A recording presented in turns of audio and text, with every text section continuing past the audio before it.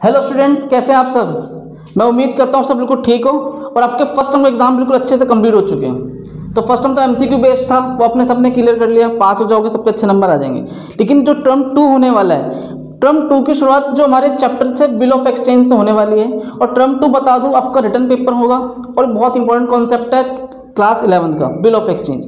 और टर्म 2 के बेसिकली जितने भी चैप्टर पर रहते हैं, bill of exchange, rectification of error है और फाइनल अकाउंट्स, जितने भी बड़े बड़े चैप्टर्स हैं इनकी इंपॉर्टेंस काफ़ी ज़्यादा है 12th के बाद, और 12th में भी है। तो अभी वाले चैप्टर मन से करने हैं और टर्म 2 आपका आज से स्टार्ट हो गया है। आप में से कई बच्चे कहते हैं कि सर आप अकाउंट्स की वीडियो नहीं बनाते हो, अकाउंट्स की वीडियो नहीं बनती है। तो बेटा टर्म 2 की आपके पास हर एक वीडियो आएगी, अकाउंट्स का, मैथ्स का, इकोनॉमिक्स का, हर एक चैप्टर आप तक पहुँचता रहेगा। तो किसी के मन में कोई डाउट नहीं है। देखिए चैप्टर का नाम ही क्या है, बिल ऑफ एक्सचेंज। बिल से आपके मन में क्वेश्चन आएगा, बिल क्या होता है, कैसा बिल है ये। कुछ सामान लेके आते हो, अब वो क्या देता है, बिल देता है। ये लीजिए सर आपका बिल। पेट्रोल डलवाया, आपने क्या मांग लिया, भैया मुझे बिल चाहिए, पर्ची चाहिए, बिल है वो।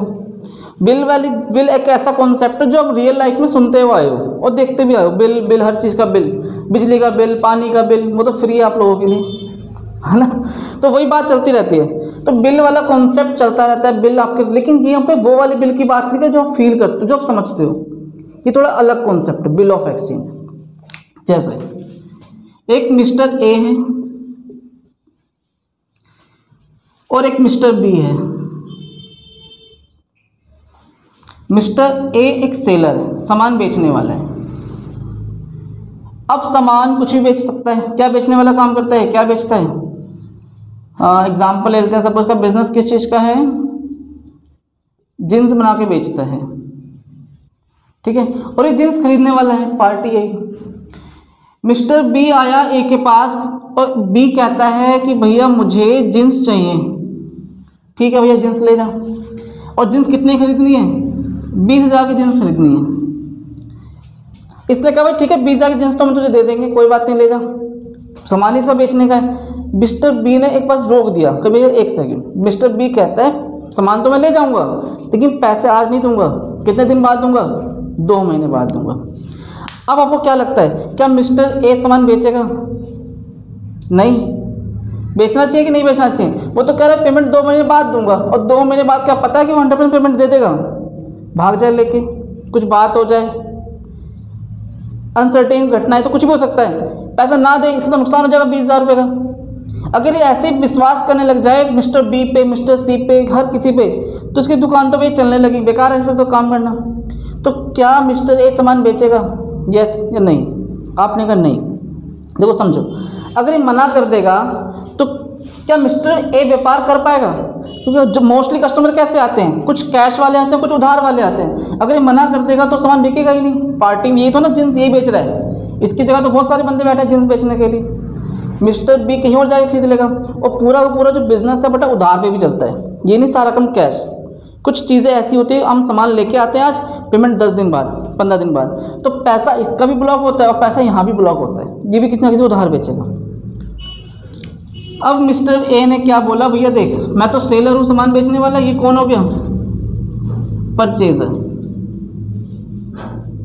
विश्वास तो करना ठीक नहीं है, जानना पहचान। तो एक काम कर, सामान तो ले जा लेकिन तू मुझे एक बिल दे दे। ये से क्या दे देगा, एक बिल। और इसी बिल, ये छोटा मोटा बिल नहीं है, एक बिल, एक लीगल बिल होगा।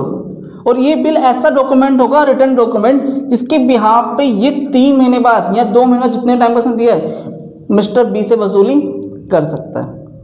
अब इसके मन में क्वेश्चन, कोई क्वेश्चन नहीं आने वाला, कोई दिक्कत नहीं है। इसे क्या, इसे पता है कि 2 महीने बाद पैसा आ जाएगा, मेरे पास बिल पड़ा हुआ है। अगर पैसा नहीं देगा तो मैं कहाँ ले जा सकता हूँ, इस बिल के बिहाफ पे, इसके खिलाफ केस कर सकता हूँ। मेरे पास सबूत तो है एक बिल का। लेकिन अगर बिल ही नहीं होता तो क्या ये कुछ वसूल कर पाता, वो तो मना करते, मैंने कुछ खरीदा ही नहीं तेरे से, क्या करना, जो मर्जी कर ले, भाग जाएगा। बट अब नहीं। तो देखो अब बिल की इंपॉर्टेंस कितनी ज़्यादा है। तो उधार सामान हम बेचते हैं तो वहाँ पे हम किसकी बात करते हैं, बिल। अब ये जो सामान बेचने वाला है इसको बोलते हैं ड्रॉवर। क्या बोलते हैं, ड्रॉवर। और जो सामान खरीदने वाला है इसको हम बोलते हैं ड्रॉई। ड्रॉई मतलब खरीदने वाला। ये बिल को लिखता है रिटर्न अ बिल, इसने एक बड़ा सा बिल बनाया और बिल पे लिख दिया कि फलाने डेट को मुझे पैसा चाहिए। ये एक अनकंडीशनल ऑर्डर है, ये कोई ऑर्डर नहीं दे रहा है कि भैया तू मुझे पैसे नहीं देगा तेरा बच्चा किडनैप कर लूँगा, ऐसा नहीं, अनकंडीशनल है, कोई कंडीशन नहीं लगी, एक अनकंडीशनल ऑर्डर देता है। और जो ड्रॉई है इसने भी साइन किए और उसने भी एक्सेप्ट कर लिया, एक्सेप्टेड अ बिल। कोई बात दिक्कत मन में?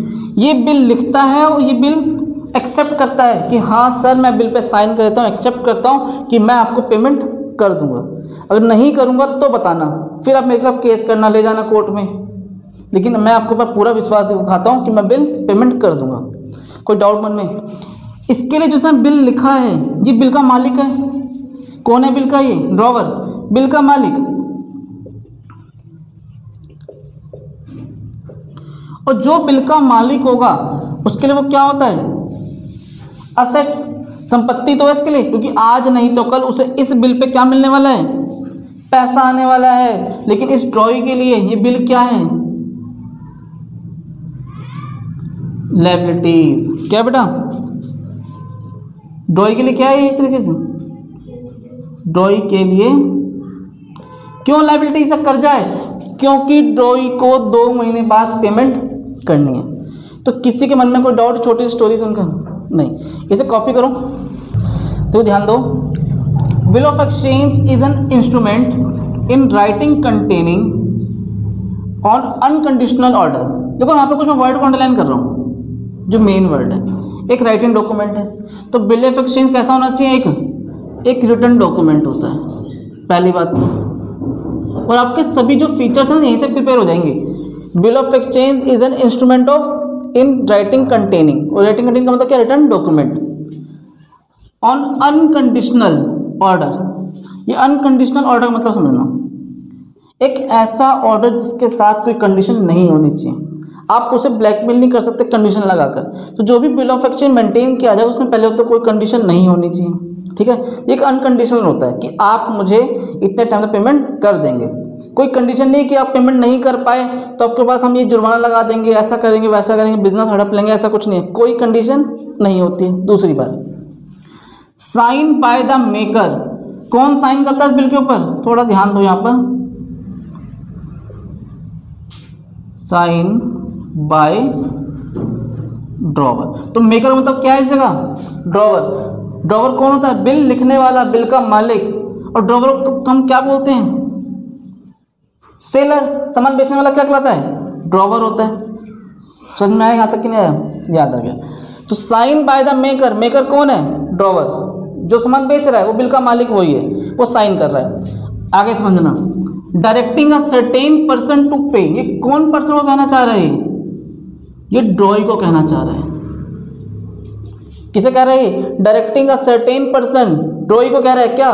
टू पे a certain sum of money. जितने का सामान तुमने मेरे से खरीदा है, ये जितने का बिल बनाया गया है, certain sum of money, only to और to the order of, only to या टू द ऑर्डर ऑफ। हम ऑर्डर देते हैं कि तुम्हें उस बंदे को पेमेंट करनी है, तो मुझे करो या उस बंदे को पेमेंट करो जो हमने ऑर्डर दिया है। A certain person to the bearer of the instrument.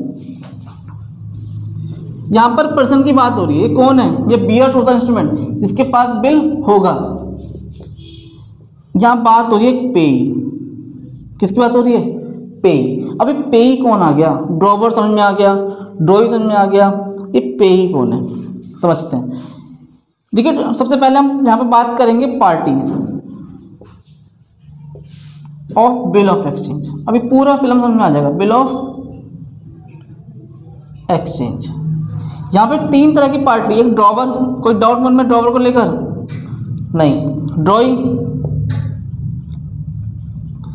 अब मन में डाउट आएगा पेई को लेकर, सर पेई कौन होता है? देखो, ड्रॉवर बिल लिखने वाला, ड्रॉई बिल एक्सेप्ट करने वाला, पेई जिसके पास पैसा जाएगा, जिसके पास पैसा जाएगा। मैंने बोला जैसे सपोज मैं ड्रॉवर हूँ, आप ड्रॉई हैं, मैंने बोला भाई मेरे बिहाफ पर पेमेंट आप अनमोल को कर देना, तो अनमोल कौन हो गया? पेई, पैसा पाने वाला। कोई डाउट नहीं। मैं आपसे बोलूँ भैया पेमेंट मुझे ही करना, तो मैं ही ड्रॉवर हूँ और मैं ही पेई हूँ। तो पेई और ड्रॉवर सेम हो सकते हैं और अलग अलग भी हो सकते हैं। तो किसको बात पेमेंट करने की बात करें? पेई को। तो फटाफट इसे कॉपी करो। एक बात ध्यान दो पेई को लेकर, मैं एक बात लिख दूं, पेई मे बी द ड्रॉवर, पेई हो सकता है ड्रॉवर हिमसेल्फ, खुद हो, या थर्ड पर्सन। पेई ड्रॉवर भी हो सकता है या थर्ड पर्सन भी हो सकता है, तो डिपेंड करता है क्वेश्चन में क्या सिचुएशन बताई गई है। तो मोस्टली चीज़ों में तो ड्रॉवर जो होता है वो हिमसेल्फ पेई बन जाता है, लेकिन कुछ एक आध केस ऐसा होगा जिसमें वो क्या कहेगा थर्ड पर्सन को पेमेंट कर देना। तो ये ड्रॉवर की बात थी, किसी के मन में डाउट नहीं। अब देखो कुछ यहाँ पे डेट्स के बारे में डिस्कस करते हैं। जैसे मान लेते हैं 1 अप्रैल को बिल लिखा गया, 1 अप्रैल 2021 को, और बिल जो है आपका 3 महीने का है। बिल की डेट पूरी कब हो जाएगी? बिल कितने महीने का है? 3 मंथ का है। तो बिल की डेट पूरी कब होगी? 3 महीने ऐड कर दो। 1 अप्रैल का बिल था बेटा, 1 मई, 1 महीना हो गया, 1 जून, 1 जुलाई। आपने क्या बोला कि सर 1 अप्रैल का बिल है, 3 महीने ऐड कर दूंगा तो कितना बिल पहुंच जाएगा? 1 जुलाई। अब आप क्या करोगे? 1 जुलाई तो आ गई, क्या सीधे से घर पहुंच जाओगे 1 जुलाई वाले दिन ही? यस या नो? भाई टाइम तो पूरा हो गया, पहुंचना भी चाहिए। 1 तारीख का बिल था 3 महीने कब पूरे होते हैं? 1 जुलाई को। आप क्या करोगे? 1 जुलाई को फ़ोन करोगे, भाई तेरा बिल का टाइम पूरा हो गया, पेमेंट कर दे। यस, यही तो करोगे। क्या ऐसा ही करना चाहिए? अब वो पार्टी क्या बोलेगी? तुझे एक दिन की भी तसल्ली नहीं है, आज 1 तारीख हुई नहीं, तूने सुबह से फ़ोन कर दिया, यहाँ घर पहुँच गया, यही बोलेगा। देखो पार्टी का बोलना भी ठीक है, जायज़ है, क्योंकि कुछ 1-2 दिन बीतने तो दो, और इसका भी बोलना जायज़ है, भाई पेमेंट का टाइम आ चुका है। तो रूल्स के अकॉर्डिंग क्या करते हैं हम, क्या बताया गया कि जिस दिन बिल पूरा हो जाए ना मट्टो को, उसे 3 दिन एक्स्ट्रा दे दो। क्या दे दिया जाए? 3 दिन एक्स्ट्रा। और 3 दिन एक्स्ट्रा के बाद पेमेंट ना आए तब कार्रवाई करो। इसे क्या बोलेंगे हम? Due date. कौन सी डेट बोलेंगे इसे? Due date. और 3 दिन इसमें ऐड कर देंगे, 3 डेज। इसे क्या बोलते हैं हम? Grace days. क्या बोलते हैं? ग्रेस। और 3 दिन ऐड करने के बाद क्या आंसर आएगा? 4/7/2021। इसे कौन सी डेट बोलेंगे हम? Maturity date. भैया अब तो तुम्हें 4 तारीख को पेमेंट करनी पड़ेगी, आपको आगे जाने की जरूरत नहीं है। देखिए समझना, 1 अप्रैल को बिल लिखा गया 2021 को, ठीक है, लेकिन देखो इस बार जो बिल लिखा है ना हमने, वो 3 महीने का नहीं है, 2 महीने का नहीं है, डेज के हिसाब से है। और डेज कितने दिन के लिए हमने? 90 डेज। तो क्वेश्चन में आपको मंथ की बात भी कर सकता है और डेज की बात भी कर सकता है, लेकिन ज़्यादातर क्वेश्चन में आपको क्या मिलेगा? मंथ। मंथ में कुछ नहीं करना, जितने मंथ की बात हो उतना ऐड करके आगे चलते हैं। लेकिन डेज का लफड़ा है। डेज का रिचार्ज, आप रिचार्ज करवाते हो ना, क्या लिखा आता है? 56 डेज वैलिडिटी। 56 दिन पूरे होते ही काम खत्म होता है। 84 दिन, 84 डेज हुआ नहीं, रिचार्ज खत्म। वो 3 महीने का इंतजार नहीं करते आपका, वो सिर्फ 84 डेज का इंतजार करते हैं। वही बात यहाँ है, यहाँ 90 डेज की बात हो रही है, 3 महीने की बात नहीं हो रही है, समझना। बेटा अप्रैल में कितने दिन होते हैं? आपने कहा बताइए कितने दिन होते हैं अप्रैल में? 30। तो कितने दिन रह गए अप्रैल में हमारे पास? 29 दिन, क्योंकि एक को तो बिल लिखा ही गया है। 29 दिन अप्रैल के। मई में कितने दिन होते हैं? जनवरी, फरवरी, मार्च, अप्रैल, मई, 31 दिन। कितने दिन हो गए हमारे पास? 60 डेज तो हो चुके हैं। जून में कितने दिन होते हैं? 30। ऐड कर देंगे, कितना हो जाएगा हमारे आपके पास? अब इन तीनों को ऐड करूं तो मैं 29, 31 और 30, 90 डेज पूरे हो चुके हैं। 3 दिन एक्स्ट्रा, 3 दिन एक्स्ट्रा, देखो पूरा कम टाइम कब पूरा हो गया? 30 जून। और 3 दिन ऐड कर देंगे, 3 डेज, तो मतलब क्या बन जाएगा? 3 जुलाई 2021। तो डेज वाले में थोड़ा ध्यान देना है, आपको डेज का इफेक्ट पता होना चाहिए। लेकिन आपको डायरेक्ट करने का तरीका सिखाता हूँ। 90 डेज थे, 3 दिन ऐड कर दिया, कितना हो गया? 90 + 3, 93 डेज। अप्रैल में कितने दिन होते हैं? 29 दिन रह गए थे, 29, 31 और 30, 9 और एक 10 की वजह से गई 3 3 6 3 9, 3 दिन हमें कहाँ जाना पड़ेगा, जुलाई के महीने में, और इसलिए क्या लिख दिया मैंने 3/7/2021। तो किसी के मन में कोई डाउट इसमें लेकर, इस पूरे कॉपी करो, हम कुछ जर्नल एंट्री डिस्कस करने वाले हैं इसके बाद।